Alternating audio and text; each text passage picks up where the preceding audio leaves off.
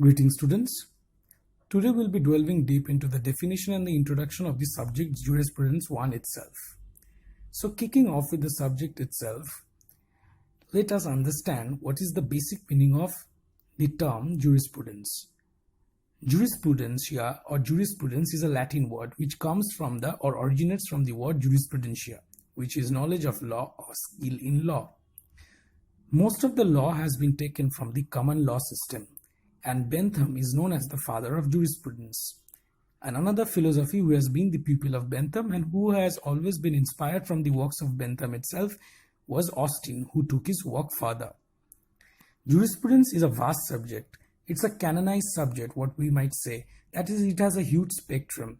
And by spectrum, what we tend to understand is jurisprudence is not only connected to the law itself, but it has its roots and it is interconnected to several subjects, be it political science, be it social sciences, or be it philosophies or theologies. So once we delve deep into the subject itself, what we tend to see is that jurisprudence is very much connected to all these subjects or all these theologies or philosophies that I have mentioned itself. There is no uniform definition of jurisprudence since people have different ideologies and notions throughout the world. When an author talks about political condition of his society, it reflects the condition of the society or the prevailing law. The law of that time in that particular society, which is built or believed to be built by the Romans, who was the first who started to study what is law. Now Bentham was the first one to analyze what is law. He divided the study in two parts. Expositorial approach, that is command of the sovereignty, and the second is censorial approach, that is the morality of law. Austin always stuck to the idea of expositorial approach. The English legal system remained with the formal analysis of law, that is expositorial, never became censorial, because what they always believed in, that morality of law which is connected to the natural law system can never be part of the main legal system. So the command of the sovereignty or the absolute form of law is considered to be the main part of jurisprudentia. So various propounders in the legal domain have given various definitions of jurisprudence, be it Austin, Holland, Salmon, Keaton, Roscoe-Pound, Dias and Hughes.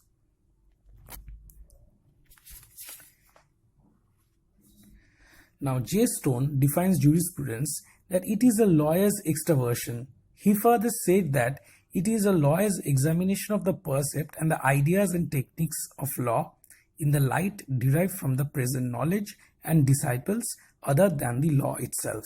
So what J. Stone tries to define here is that jurisprudence is the examination of perception or ideas or techniques that a lawyer tends to introduce to uphold the system of the legal system, to shed light on law from the present knowledge and the disciplines that are connected to the law itself.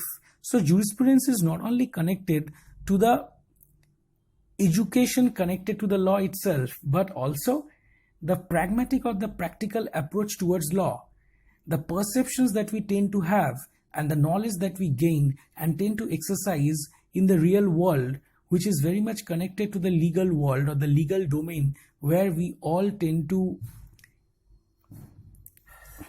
exist or where we all tend to dwell, is also a part of the jurisprudence. So not only jurisprudence is a knowledge that we gain or the legal skills that we develop connected to the law itself, but at the same point in time connected to the legal knowledge that we gain from the subject that we tend to study or the bookish knowledge that we tend to derive in connection to the law itself.